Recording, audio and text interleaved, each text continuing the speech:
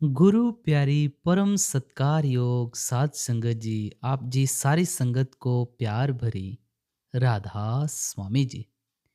साध संगत जी, आप जी को पता होगा डेरा ब्यास में भंडारे चल रहे हैं बाबा जी महाराज जी के। पिछला बाबा जी महाराज ने सत्संग फरमाया था, गुरु अर्जुन देव जी महाराज जी की वाणी में से शब्द लिया था, आदि निरंजन प्रभ निरंकारा। और जो बाबा जी महाराज ने कल सत्संग फरमाया यानी 18 फरवरी को, वो था जग में घोर अंधेरा भारी, तन में तम का भंडारा। स्वामी जी महाराज जी की वाणी है। हर एक विषय पर बाबा जी महाराज ने बड़ा खोलकर समझाया। हमें क्या क्या समझाया, आओ हम बड़े प्रेम भाव से इस सत्संग को श्रवण करते हैं। आप सोचकर देखें, जिनको परमात्मा ने दुनिया में सब कुछ बख्शा हुआ है, जिंदगी का नेक साथी भी दिया है, सेहत भी दी है, इज्जत भी दी है, रुपया पैसा भी दिया है, दुनिया की नियामतों या दातों की ओर से परमात्मा ने कोई कमी नहीं रखी, लेकिन फिर भी उनके मन में खुशी नहीं आती, शांति नहीं आती। पता नहीं चलता कि किस चीज़ की कमी है। यह आत्मा की कशिश है अपने असल की ओर। जब तक इसको अपने असल की ओर नहीं जाने देंगे, इसके अंदर से अकेलेपन का भाव कभी दूर नहीं हो सकता। इसलिए महात्मा हमारे अंदर उस मालिक से मिलने का प्यार पैदा करते हैं। यह श्री हजूर स्वामी जी महाराज की वाणी है और आपने इस सत्संग में संतों महात्माओं की तालीम और उपदेश के बारे में, अपनी तालीम के बारे में हर पहलू से अच्छी तरह खोलकर समझाने की कोशिश की है। आप सारी दुनिया की ओर नज़र डालकर दुनिया के हालात बयान करते हैं कि हम दुनिया के जीव किस तरह दुखों और मुसीबतों में फंसे हुए हैं। असल में बात यह है कि संतों महात्माओं ने संसार को प्रभु की लीला, नाटक या खेल कहा है। नाटक, लीला या खेल देखने में सुंदर और आकर्षक होता है, लेकिन वास्तव में होता मात्र खेल, नाटक या एक लीला है।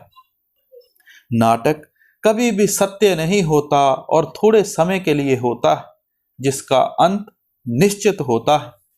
यही कारण है कि संतों महात्माओं ने अपनी वाणी में जगत की नश्वरता पर बहुत बल दिया है।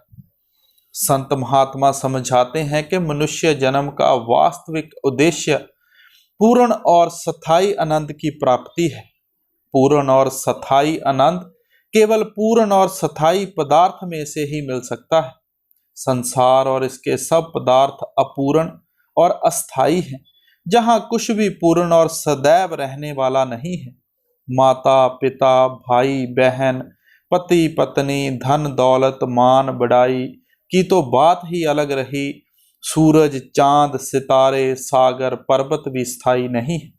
आज के जो हालात हैं, हम देख सकते हैं कि कैसे हर जगह पे परले का कहर ढह रहा है, किस तरह पहाड़ टूट रहे हैं, किस तरह घरों में पानी आ रहा है।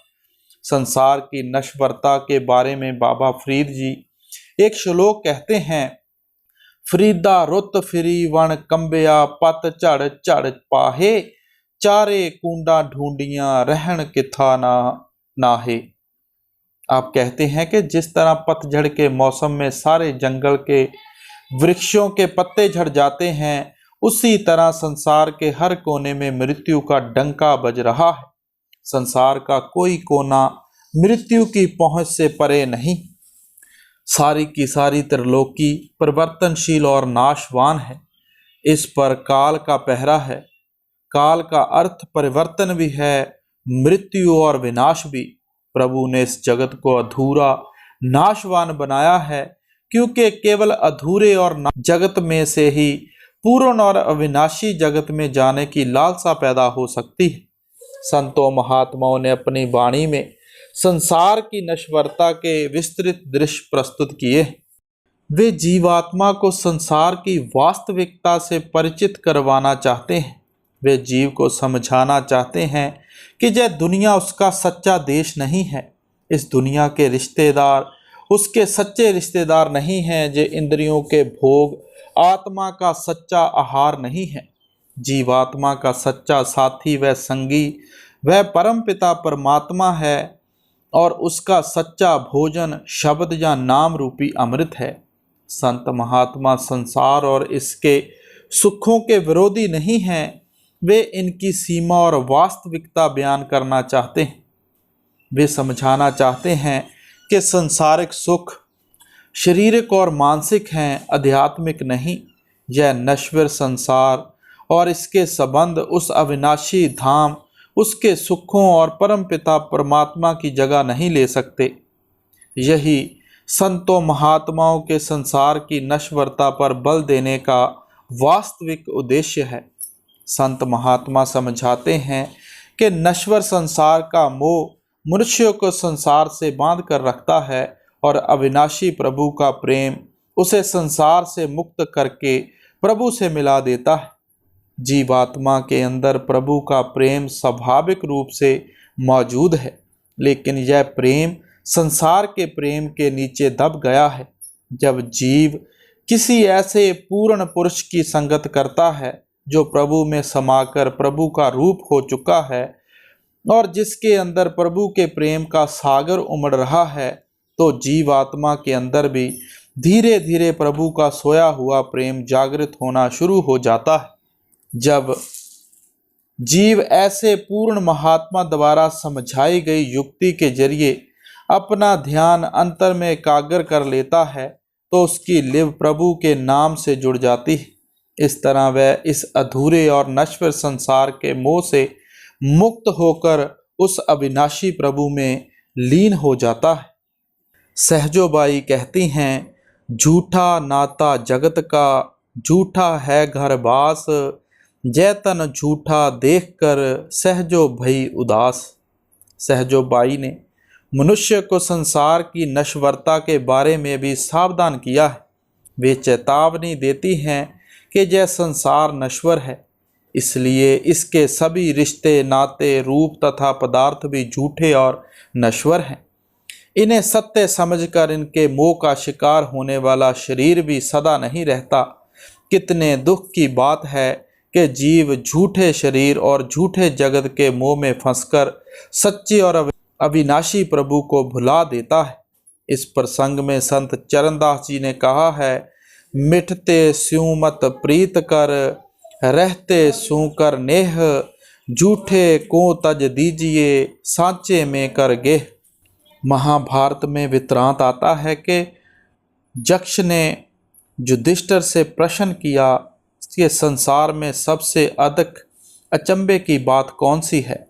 युधिष्ठिर ने उत्तर दिया, सबसे अधिक अचंभा इस बात का है कि लोग दूसरों की मृत्यु देखते हैं, परंतु उन्हें यह भ्रम है कि शायद उनकी अपनी मृत्यु कभी नहीं होगी। यही कारण है कि संत महात्मा अज्ञानता की नींद से सोए हुए जीव को बार बार सचेत करते हुए शरीर और संसार की अज्ञानता को समझाने की प्रेरणा देते हैं। आप समझाते हैं कि 84 लाख योनियों में मनुष्य ही विवेकशील प्राणी है, इसलिए मनुष्य को अपने कल्याण के बारे में गहराई से विचार करना चाहिए।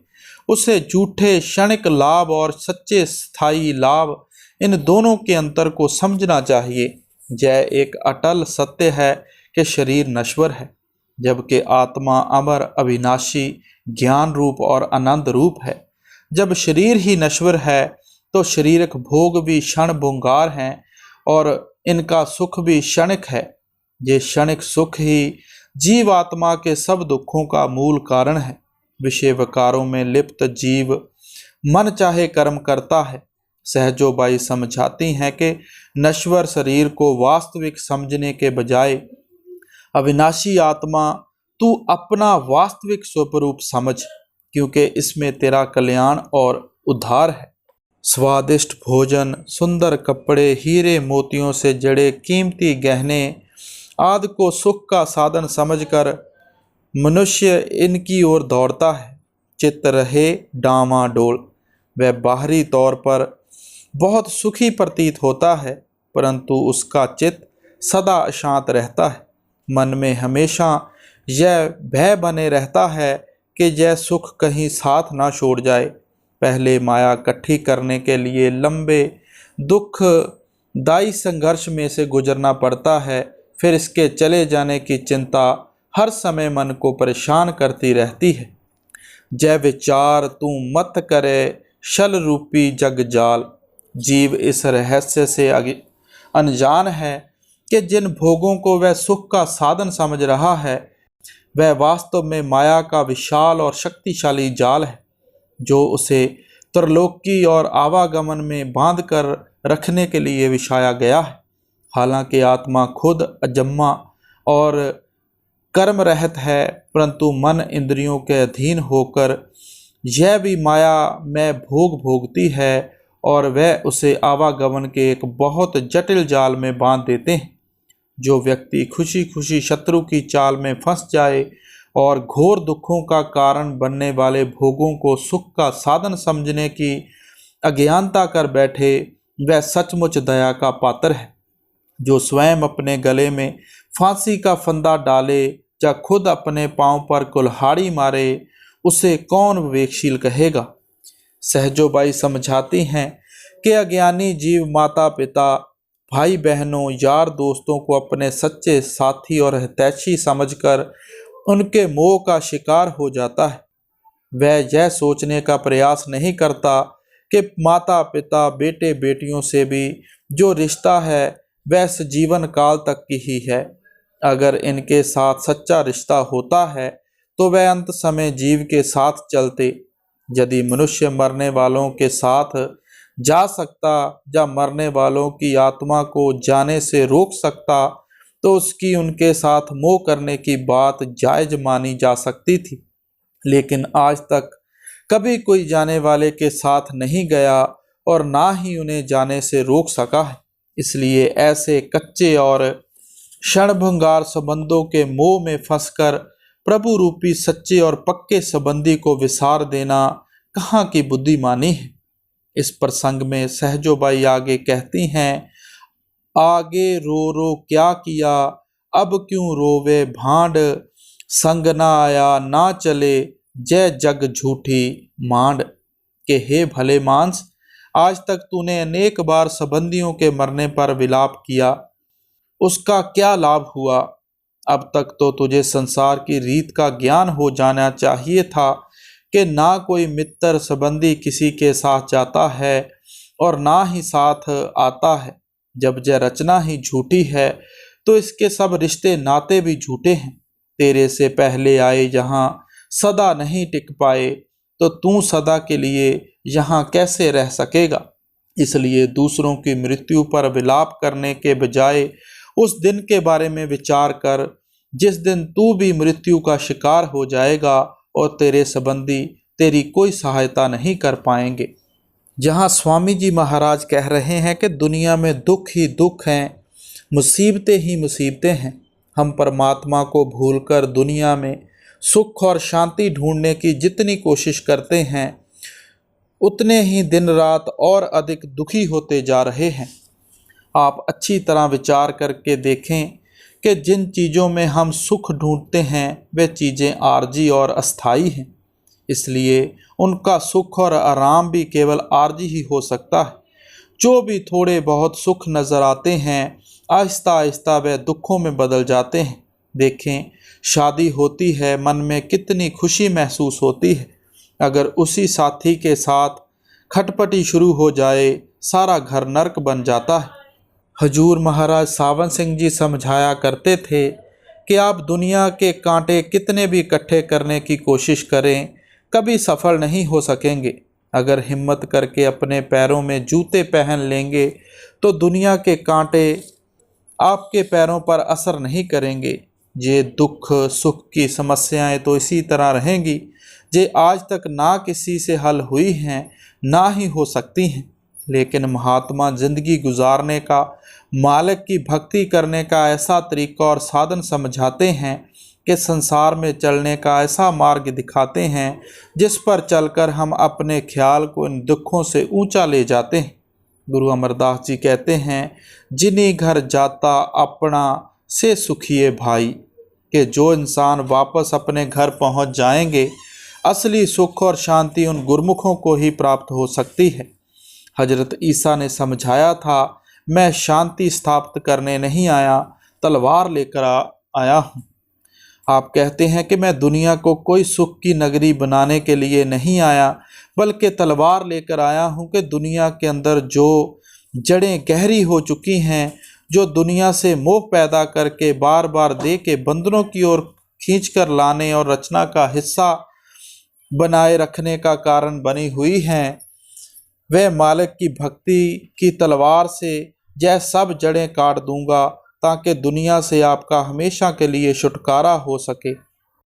स्वामी जी महाराज फरमाते हैं कि इस दुनिया को सुख की नगरी ना समझो। यह दुनिया मालिक ने ऐशो इशरत करने के लिए नहीं बनाई। ये ऐशो इशरत की चीज़ें हमारे मन को दुखों में फंसाने वाली हैं। इसलिए दुनिया और इसके पदार्थों से मन निकालना चाहिए और अज्ञानता के अंधेरे को दूर करना चाहिए। परमात्मा हमारे शरीर, हमारी देह के अंदर बैठा हुआ है, लेकिन हम अंदर जाकर उसके नूर और प्रकाश को देखने की कोशिश नहीं करते। दुनिया के मोह या प्यार में फंसकर सारी उम्र अज्ञानता के अंधेरे में ठोकरें खाते रहते हैं। स्वप्न जागृत दोनों देखी, भूल भुलैया धर मारा। ऊपर आपने हमारी जागृत अवस्था की दशा बयान की है। अब समझाते हैं कि ना तो जागृत अवस्था में ना ही स्वप्न अवस्था में हम अज्ञानता के अंधेरे से निकल सकते हैं। अगर जीते जी हम चोर हैं, मरने के बाद किसने हमें संत महात्मा बनाना है? जो ख्याल हमारे जागृत अवस्था में होते हैं, वही ख्याल हमारे सपने की अवस्था में होते हैं। स्वामी जी महाराज कहते हैं कि ना तो हमें जागते हुए ना ही सपने में इस अज्ञानता के अंधेरे से निकलने का कोई रास्ता नज़र आता है। आपने लखनऊ में इमामबाड़ा देखा होगा, जिसमें कई अंधेरी कोठरियां हैं। उन कोठरियों के अंदर दाखिल हो जाएं, अंदर ही अंदर भटकते फिरते हैं। उनमें से निकलने का कोई रास्ता ही नहीं मिलता। इसी तरह यह दुनिया 84 लाख योनियों की एक बड़ी भूल भुलैया है। हम इसकी कोठरियों के अंदर ही दिन रात भटकते रहते हैं। कभी किस जगह जाकर जन्म लेते हैं, कभी किस जगह जाकर जन्म लेते हैं। स्वामी जी बड़े प्यार से समझाते हैं कि परमात्मा ने यह इंसान का जामा इन 84 लाख योनियों में से छुटकारा प्राप्त करने के लिए बख्शा, ताकि इन शराबों ख्वाबों में से ख्याल निकले, ऐशो इशरत में से ख्याल निकालें।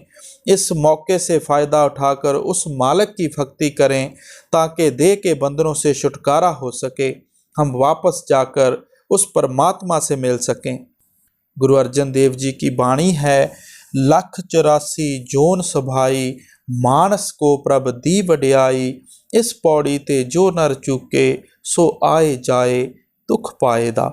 इंसान का जामा सीढ़ी का आखिरी डंडा है। हम कोशिश करते हैं, कमरे की छत पर चढ़ जाते हैं, पैर फिसलता है, सीधे नीचे आकर गिरते हैं। अगर देह में बैठकर मालिक की भक्ति करते हैं तो मालिक से मिल जाते हैं। अगर उसी तरह बेटे बेटियों, शराबों, ख्वाबों, विषय वकारों, कौमों, मजहबों, मुल्कों के झगड़ों में फंसे रहते हैं, तो इन सब कर्मों का नतीजा भोगने के लिए बार बार इस 84 के जेल खाने में आना पड़ता है। एक अंधा और गंजा आदमी एक सराय के अंदर दाखिल हो जाता है।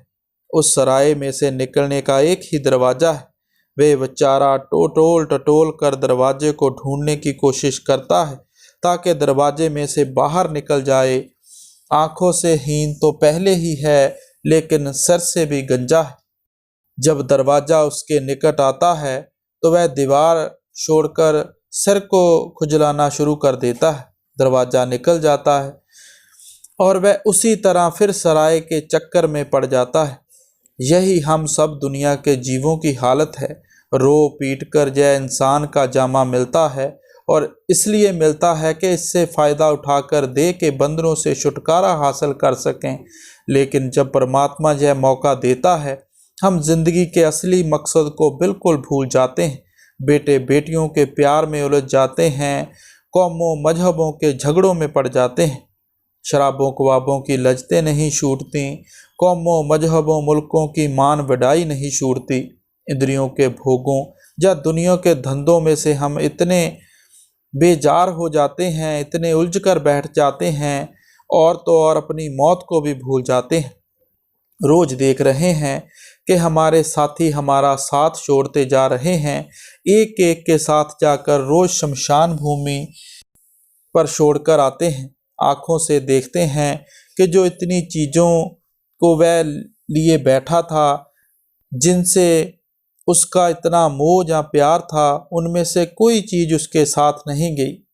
किसी ने भी उसकी सहायता नहीं की। लेकिन हमारे मन में यह ख्याल रह जाता है कि इन शक्लों और पदार्थों ने उसका साथ नहीं दिया। हम शायद सब कुछ इकट्ठा करके अपने साथ ले जाएंगे। महात्मा हमें गफलत की नींद से जगाते हैं कि कभी उस समय और वक्त को तो आंखों के आगे रखकर देखो। कौन तुम्हारी सहायता करेगा, कौन तुम्हारी मदद करेगा। जिंदगी के इतने इतने कीमती असूलों को दिन रात कुर्बान करते हैं। इनको तो यह भी नहीं पता कि मौत के फरिश्ते किधर से आए हैं और हमें पकड़कर किधर ले जा रहे हैं। ये सब तो आसपास ही बैठे रह जाते हैं, सिवाय इसके कि एक दूसरे के बिछड़ने पर हम रोने पर जोर देते हैं, और तो हम किसी की कोई सहायता नहीं कर सकते। महात्मा समझाते हैं कि हर एक के साथ तुम्हारा लेन देन का हिसाब है, गर्जों का प्यार है। आप देखें, एक दरिया में कितनी लकड़ियां बहकर आती हैं। एक लहर उठती है, सब लकड़ियों को इकट्ठा कर देती है। दूसरी लहर उठती है, सब लकड़ियों को अलग कर देती है। कौमों की लहरें उठती हैं। हम रिश्तेदार, यार दोस्त, भाई बहन मिनटों सेकंडों में इकट्ठे हो जाते हैं। दूसरे कर्मों की लहर उठती है, हम अब सब अपने अपने रास्ते पर चले जाते हैं। महात्मा कहते हैं कि आप किन के मोह में फंसे हुए हैं, किन के प्यार में फंसे हुए हैं। होश करें, मौत के समय कोई चीज़ आपकी सहायता या मदद नहीं करेगी। उस समय और वक्त को तो बिल्कुल भूले बैठे हैं, देह के अहंकार में ही फंसे रहते हैं। जीव अजान भया परदेसी, दे बिसर गया निज सारा। अब आप देखें, कोई इंग्लैंड से आकर छोटे से बच्चे को अपहरण कर ले और वहीं उसकी परवरिश करता है, वहीं वह पढ़ाई करे, बड़ा हो जाए, नौकरी कर ले, शादी कर ले और उसके बच्चे हो जाएं। वह लड़का उनको ही माता पिता, भाई बहन, यार दोस्त समझना शुरू कर देता है। उसी मुल्क को अपना मुल्क समझना शुरू कर देता है। अगर कोई उसको समझाने की कोशिश करे कि ये तेरे माता पिता नहीं, ये तेरे बहन भाई नहीं, ये तेरा मुल्क नहीं, उसकी समझ में कुछ नहीं आता। वह किसी की बात को मानने को तैयार नहीं होता। जब कोई उसके अपने मुल्क का आदमी उस मुल्क में जाता है, वही कपड़े पहन लेता है, वही बोली सीख लेता है, उसी तरह रहन सहन बना लेता है, उसके साथ प्यार पैदा कर लेता है, उसका विश्वास प्राप्त कर लेता है, वह उसे धीरे धीरे समझाने की कोशिश करता है कि देख, ये तेरे माता पिता नहीं, ये तेरे भाई बहन नहीं, ये तेरा मुल्क नहीं, तेरा मुल्क हिंदुस्तान है। तेरे माता पिता, भाई बहन वहीं रहते हैं। उसके अंदर अपने देश का प्यार जाग उठता है, माता पिता का प्यार जाग उठता है, और वह सबको छोड़कर उनके साथ जाने को राजी हो जाता है। इसी तरह संत महात्मा इस दुनिया में आते हैं। वे हमारे जैसे होकर हमारी तरह ही रहते हैं, हमारे साथ प्यार पैदा कर लेते हैं। वे हमें प्यार से समझाते हैं कि जिनके मोह या प्यार में फंसकर तुम दिन रात भटकते और तड़पते फिरते हो, इनमें से कोई भी तुम्हारा अपना नहीं।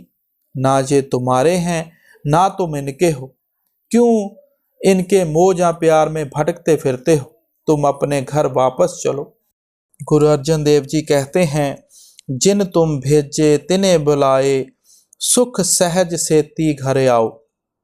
कि जिस परमात्मा ने आपको इस दुनिया में भेजा है, उसने आपको वापस बुलाने के लिए भी मुझे भेजा है। आप मेरे साथ आओ, मैं आपको वापस घर ले चलूं। स्वामी जी महाराज भी कहते हैं, धाम अपने चलो भाई, पराए देश क्यों रहना, काम अपना करो जाई, पराए काम नहीं फंसना। गुरु अर्जन देव जी भी यही कहते हैं, संत जनों मिल भाइयों, सच्चा नाम संभाल, तोसा बंधु जी का एथे ओथे नाल। सच्चे शब्द या सच्चे नाम की कमाई ही असली आधार है, जो जहाँ भी हमारे साथ है वहाँ भी हमारे साथ होगा। इसलिए संत महात्मा हमारे अंदर अपने असली घर जाने का शौक और प्यार पैदा करते हैं। वे समझाते हैं कि हमारी आत्मा उस परमात्मा की अंश है, हम उस सतनाम समुंदर के कतरे हैं, उस मालिक से बिछड़कर इस माया के जाल में फंसे हुए हैं। मन के अधीन होकर जो जो कर्म कर बैठते हैं, अच्छे भी करते हैं बुरे भी करते हैं, उन कर्मों का नतीजा भोगने के लिए ही हम इन 84 के जेल खानों में फंसे हुए हैं। जब तक मालिक की भक्ति करके मालिक से मिलाप नहीं करेंगे, हमारा देह के बंधनों से, जन्म मरण के दुखों से कभी किसी हालत में छुटकारा नहीं हो सकता। फिरे भटकता खान खान में, जोन जोन विच झक मारा, दम दम दुखी कष्ट बहु भोगे, कौन सने अब बहु हारा। स्वामी जी महाराज समझाते हैं कि मन के अधीन होकर जहाँ जो जो कर्म कर बैठते हैं, उनका नतीजा भोगने के लिए हमें फिर बार बार 84 के चक्कर में आना पड़ता है। कभी कुत्ते बनते हैं, कभी सूअर के जामे में चले जाते हैं। जिस जामे में जाकर जन्म लेना पड़ता है, उसी जामे के अंदर बैठकर दुख और मुसीबतें सहनी पड़ती हैं। कभी किसी जामे में जाकर कभी कोई सुख प्राप्त नहीं कर सकता, कभी कोई शांति प्राप्त नहीं कर सकता। आप देख लें, गधे पर कितना बोझ लदा होता है, धड़ाधड़ उसको चाबुक पड़ रहे हैं। घोड़े के जामे को देख लें, आप रोज स्टेशन से तांगे आते हुए देख लें, कितनी सवारियां उस पर बैठकर जाती हैं, कितना बोझ उस पर लदा होता है, किस तरह घोड़े पर धड़ाधड़ चाबुक पड़ रहे हैं। बैल के जामे को देख लें, किसी भी जामे में देख लें, किसी भी जामे में कोई सुख और शांति कोई हासिल नहीं कर सकता। एक डॉक्टर टीका लगाने के लिए पतली सी सुई गर्म करता है, उसको देखकर शरीर थर थर कांपना शुरू कर देता है। लेकिन हमारे पेट के लिए उन गरीब जानवरों के गले पर किस तरह बेरहमी के साथ छुरियां चल रही हैं। नीचे के जामों की हालत तो क्या बयान करनी है।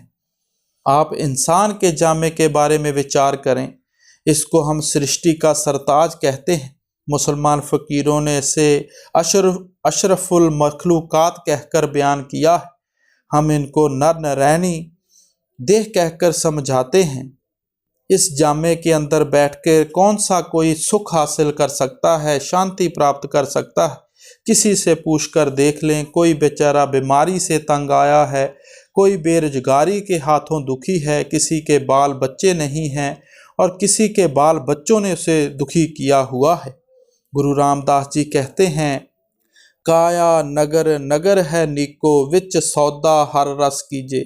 आप कहते हैं कि आपकी देह बहुत ही खूबसूरत शहर है, इसके अंदर बैठकर आप हरि का सौदा, मालिक की भक्ति का सौदा खरीद सकते हैं। अगर इंसान के जामे का कोई लाभ है तो वह केवल मालिक की भक्ति है। बेटे बेटियों तो हमें हर जामे में मिलते आए हैं, खाना पीना ऐशो इशरत हर जामे में करते आए हैं। जो अनोखी चीज़ है, जो पहले कभी हासिल नहीं कर सके अब हासिल कर सकते हैं, वह केवल परमात्मा की भक्ति है, परमात्मा का मिलाप है। कबीर साहब कहते हैं, कबीर मानस जन्म दुलंभ है, होए ना बारो बार, जो फल पाके भों गिरे, बहर न लागे डार। एक पेड़ से फल पककर जमीन पर गिर जाए, फिर आप कितनी भी कोशिश करें वह पेड़ के साथ नहीं जुड़ सकेगा। अगर इंसान के जामे का यह मौका एक बार आपके हाथ में से निकल गया तो आपको बार बार नहीं मिलेगा। क्या पता फिर इंसान का जामा मिले मिले ना मिले ना मिले, या किसी ऐसी जगह जाकर जन्म हो जाए जहां जाकर भूले भटके भी हमारा ख्याल मालिक की भक्ति की तरफ ना जा सके। तो स्वामी जी महाराज प्यार से समझाते हैं कि हर एक को उस मालिक की खोज करनी चाहिए, मालिक की भक्ति करनी चाहिए। करें पुकार कारगर नाही, पड़े नरक में जमधारा। अब आप समझाते हैं कि कर्म करते हुए तो सोचते नहीं, लेकिन जिस वक्त हमें कर्मों का हिसाब देना पड़ता है उस वक्त हम रोते हैं, चीखते चिल्लाते पुकारते हैं। आप फरमाते हैं कि फिर हमारी पुकार या फरियाद कौन सुनेगा। अगर आप कर्म करते समय नहीं सोचेंगे, नतीजा भोगते समय कौन आपके पर तरस खाएगा। अगर कोई कत्ल करते समय विचार नहीं करता, फांसी के तख्ते पर चढ़ते समय रोने पीटने से कौन उस पर तरस करता है। ये संसार कर्म भूमि है, कर्मा संदड़ा खेत है, जहाँ सोच समझ कर चलना चाहिए। कर्म करते समय सोचते हैं जहाँ कौन हमें देख रहा है। अंधेरे में जो मर्जी किए जाएं, लेकिन भूल जाते हैं कि देखने वाला तो हमारे शरीर के अंदर बैठा हुआ है। दरवाजे बंद करके दुनिया को तो धोखा दे देंगे, अंदर देखने वाले को किस तरह धोखा दे सकते हैं। वहाँ ना किसी गवाह की जरूरत पड़ती है, ना किसी अदालत की जरूरत है, ना कोई रिश्वत चलती है, ना कोई सिफारिश। जो भी कर्म करते हैं उनका नतीजा भोगना ही पड़ेगा। स्वामी जी प्यार से समझाते हैं कि हमें कर्म करते समय सोचना चाहिए, बाद में रोने से कौन हमारी फरियाद सुनेगा। भटक भटक नर देही पाई, इंद्री मन मिल जहां मारा। अब स्वामी जी महाराज कहते हैं कि जब कर्मों के जाल में फंसकर दुखी हो जाते हैं, रोते हैं, पीटते हैं, चीखते हैं, मालिक के आगे पुकार करते हैं, तो वह हम पर अति दया मेहर और बख्शिश करके हमें इंसान का जामा देता है। वह यह जामा इसलिए देता है कि हम इस जामे से फ़ायदा उठाकर मालिक की भक्ति कर लें, मालिक से मिलाप कर लें, ताकि हमारा देह के बंधनों से, जन्म मरण के दुखों से हमेशा के लिए छुटकारा हो जाए। लेकिन जब परमेश्वर यह जामा बख्शता है, हम जिंदगी के असली मकसद को भूलकर फिर वैसे ही बुरे और खोटे कर्म करने शुरू कर देते हैं, बुरी तरह इंद्रियों के भोगों में फंस जाते हैं। महात्मा समझाते हैं कि दुनिया बुरी तरह काल के जाल में फंसी हुई है। आप देखें, मछलियां पकड़ने वालों के पास एक छोटा सा जाल होता है। अगर कोई बारीक मछली उसमें से निकल जाए तो उनके पास एक बहुत ही बारीक और बड़ा महाजाल होता है, उसके अंदर से छोटी मछली भी निकलने नहीं देते। गुरु नानक साहब कहते हैं कि काल ने भी दुनिया के अंदर बहुत बड़ा महाजाल फैलाया हुआ है। बाबा जग फाथा महाजाल, कोटन में नानक को लाखों करोड़ों में से एक आधा जीव है जो मालिक की भक्ति करके मालिक से मिलाप करता है। नहीं तो हमें मालिक की भक्ति करने की फुर्सत ही नहीं। अगर भक्ति करते भी हैं तो दुनिया की इच्छाएं तृष्णाएं लेकर करते हैं, जिसका नतीजा भोगने के लिए जहां दुनिया में वापस आना पड़ता है। सतगुरु संत कहें बहु तेरा, राह बतावें 10 द्वारा। अब जब संत महात्मा हमारी हालत देखते हैं कि कितनी मुश्किलों से इसको इंसान का जामा मिला है, तो यह किस तरह शराबों ख्वाबों ऐशो इशरत में फंसकर अपने कीमती वक्त को बर्बाद कर रहे हैं, तब वह हम पर दया मेहर बख्शिश करके हमें जहाँ से निकालने का तरीका बताते हैं। वे समझाते हैं कि जब तक आप परमात्मा से मिलाप नहीं करेंगे, आपका देह के बंधनों से, जन्म मरण के दुखों से कभी किसी हालत में छुटकारा नहीं हो सकता। और जिस परमात्मा से आप मिलना चाहते हैं, वह परमात्मा भी कहीं बाहर नहीं, वह भी हर एक के शरीर या देह के अंदर है। गुरु अमरदास जी कहते हैं, गुरमुख होवे सो काया खोजे, होर सब भरम भुलाई। के जो गुरमुख लोग हैं, गुरमुख लोग मालिक के आशिक भक्त और प्यारे हैं, वे देह के अंदर जाकर मालिक की भक्ति करते हैं, मालिक की खोज करते हैं। बाकी सब दुनिया के जीव वहमों भ्रमों में फंसकर यहीं दिन रात भूले फिरते हैं। वचन न माने कहन न पकड़े, फिर भर में नौ वारा। अब आप फरमाते हैं कि संतों महात्माओं के समझाने में कोई कमी नहीं है। महात्मा अपनी ज़िंदगी के 40-40, 50-50, 60-60 साल हमें समझाने के लिए लगा देते हैं। सारी उम्र मेहनत करके हमारे लिए कितने बड़े बड़े ग्रंथ, पोथियाँ, वेद, शास्त्र लिखे हैं, लेकिन हमारे कानों पर जूं नहीं रेंगती। हम उनको भी पढ़ते हैं, उन महात्माओं को अपनी ओर से प्यार भी करते हैं, लेकिन जो उनकी असली तालीम है, जो उनका असली उपदेश है, उस चीज़ को कभी ग्रहण करने की कोशिश नहीं करते। हम ईंटों, पत्थरों से, पानी से ही बंधे हुए हैं। इन महात्माओं के जाने के बाद उनकी खड़ाओं पर, समाधियों पर माथे टेकने शुरू कर देते हैं। उनके कपड़ों से बंध जाते हैं, चारपाई से बंध जाते हैं, कुओं और सरोवरों से बंध जाते हैं। लेकिन जो उनकी असली तालीम है, सुरत को आँखों के पीछे लाकर शब्द के साथ जोड़ना, उस रास्ते पर हम कभी चलने की कोशिश नहीं करते। इसलिए स्वामी जी महाराज हमारी हालत देखकर तरस खाते हैं कि हम उनके वचनों को सुनने को ही तैयार नहीं होते, मानने को तैयार नहीं होते। अगर भूले भटके कभी उनकी संगत और सोहबत में जाते हैं तो दुनिया की इच्छाएं, तृष्णाएं लेकर जाते हैं। वे पूरी नहीं होती, मन में अभाव आ जाता है, हम उनकी संगत और सोहबत छोड़कर चल देते हैं। आप देखें, बच्चे को माँ से ज़्यादा कौन प्यार कर सकता है, लेकिन अगर बच्चे को बुखार हो जाए और बच्चा चीनी या मिठाई मांगे तो माँ नहीं देगी। माँ को तो कड़वी कुनैन ही उसके मुंह में डालनी है। इसी तरह लोगों के साथ मालिक के भक्तों और प्यारों से ज़्यादा प्यार उस और किसको हो सकता है। लेकिन अगर लोग उनके पास जाकर दुनिया की वस्तुएं, दुनिया के पदार्थ मांगेंगे तो वह नहीं देंगे। वे तो हमें इनसे छुड़ाने के लिए ही आए हैं, ये चीज़ें हमसे लेने के लिए आए हैं, हमें वापस जाकर मालिक से मिलाने के लिए आए हैं। लेकिन हम उनसे फिर वही चीज़ें मांगने में फंसे हुए हैं, जिनका मोह या प्यार हमें वापस दुनिया में ले आएगा। जैसे हजरत ईसा ने फरमाया है कि मैं तलवार लेकर आया हूँ, तुम्हारी जड़ें काटने चाहता हूँ जो तुम्हें रचना का हिस्सा बनाए हुए हैं। महात्मा तो हमें दुनिया से निकालने के लिए आए हैं। फोकट धर्म पकड़ कर जूझो, बूझो ना शब्द जुगत पारा। आप फरमाते हैं कि हम फोकट धर्मों में फंसे हुए हैं, शिल्कों को इकट्ठा करने में लगे हुए हैं। गिरी को कोई खाने की कोशिश नहीं करता, बाहर मुखी होकर मजहबों के कर्म कांड में फंसे रहते हैं।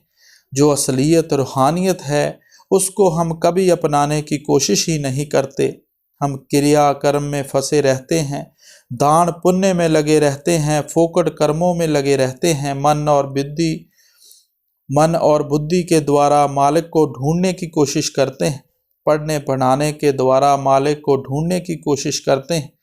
ये जो भी बाहर मुखी साधन हैं, इनको स्वामी जी महाराज फोकट धर्म कहकर याद करते हैं। असलियत क्या है? आप कहते हैं कि ये केवल शब्द की कमाई, नाम की कमाई है।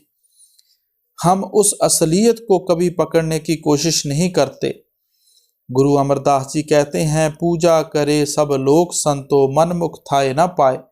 भक्ति तो सारी दुनिया के जीव अपनी अपनी अकल के अनुसार करते हैं, लेकिन लोग मन के पीछे लगकर मालिक की भक्ति करते हैं। आप किसी गुरुद्वारे में चले जाएं, मंदिर में चले जाएं, किसी धर्म स्थान पर चले जाएं, कितनी दुनिया मिलती है। सबके अंदर कशिश है मालिक से मिलने की।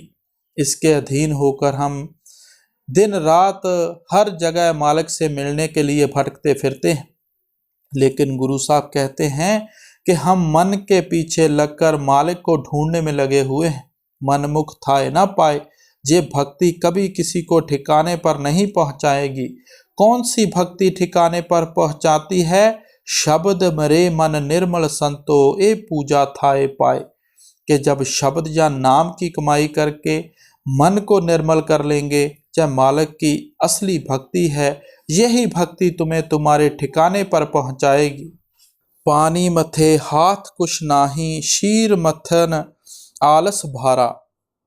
महात्मा समझाते हैं और समझाते समय बिल्कुल लिहाज नहीं करते। आप फरमाते हैं कि देखें, अगर आप पानी में सारी उम्र मथानी ढालकर रखेंगे, बिलोते रहेंगे, सारी उम्र लगे रहें, सारी पीढ़ी लगे रहें, इनमें से क्या निकलेगा?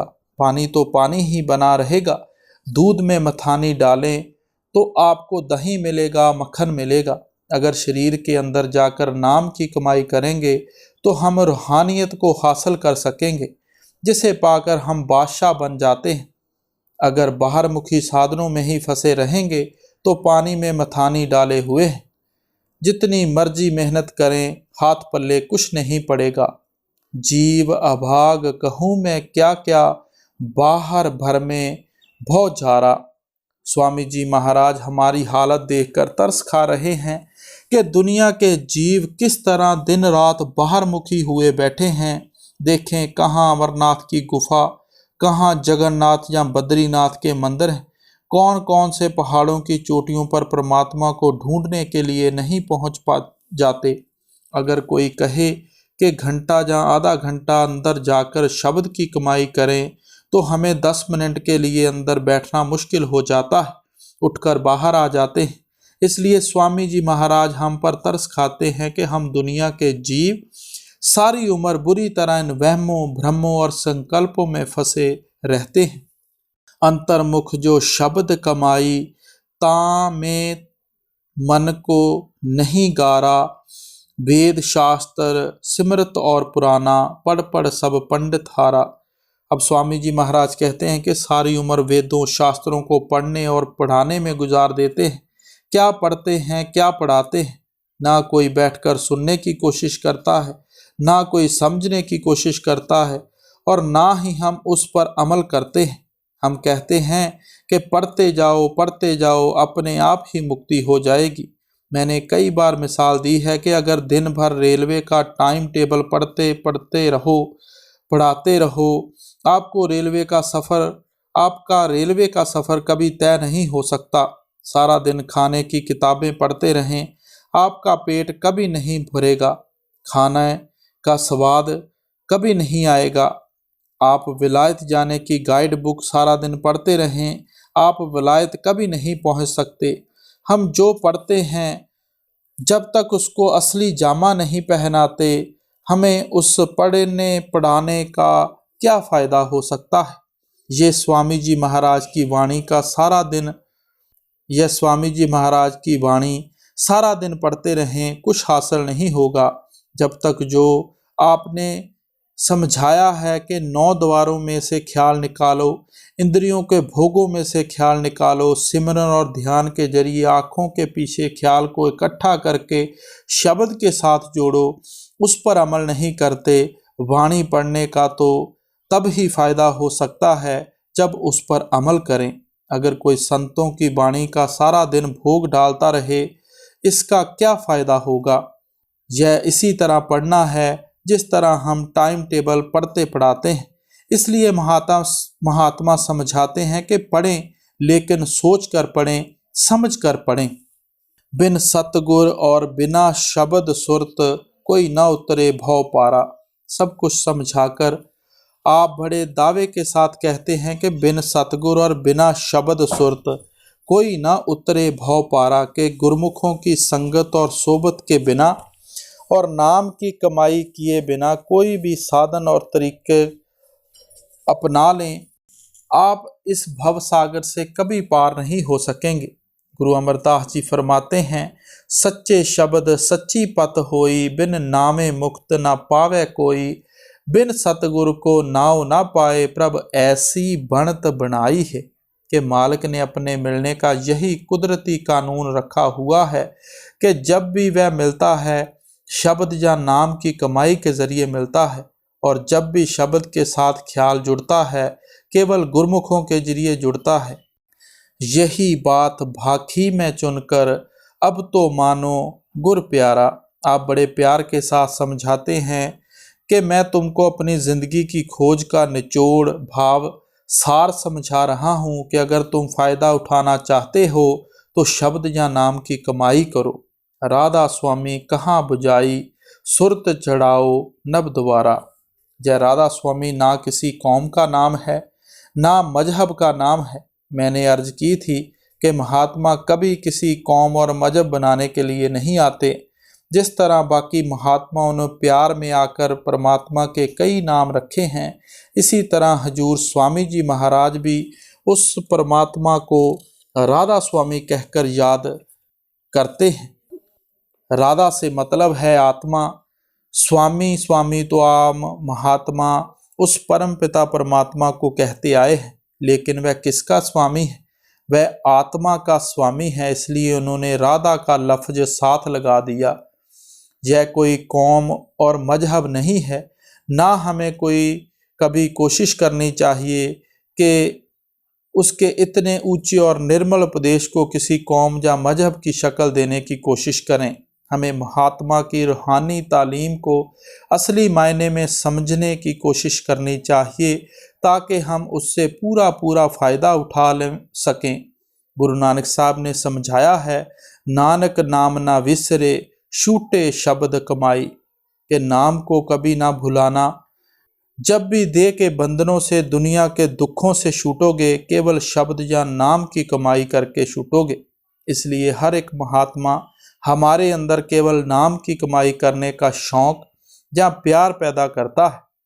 इसलिए हमें भी चाहिए कि उनकी तालीम को असली अर्थों में समझने की कोशिश करें, ताकि उनकी तालीम से पूरा पूरा फ़ायदा उठा सकें।